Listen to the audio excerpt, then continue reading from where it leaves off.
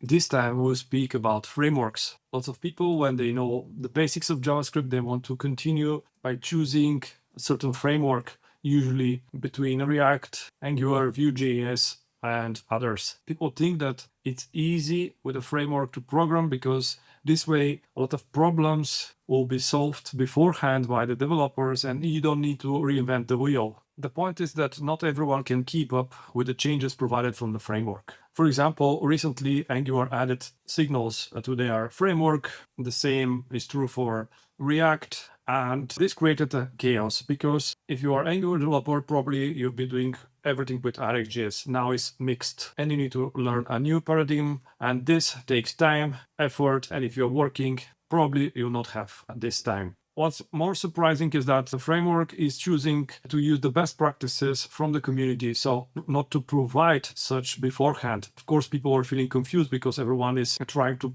give solutions, but they are not tested with the time. And this way it becomes the whole process of transitioning to those signals quite difficult. React, on the other side, has chosen another approach where you can freely choose the additional libraries needed for your project, thus making it quite smaller in comparison with Angular. The point is, again, that you need to explore best practices and those practices change. For example, if you would like to have a dependency injection system, you need to choose something third party. The same is true for state management. Vue.js, on the other side, is keeping everything consistent. They have their own preferred store solution and they are not trying to move a lot the waters so the developers can feel more assured in their knowledge before learning a new way of doing things in the framework. So no matter what kind of framework you're going to choose, be aware that you need to constantly learn, and choosing the proper teacher, video course or blog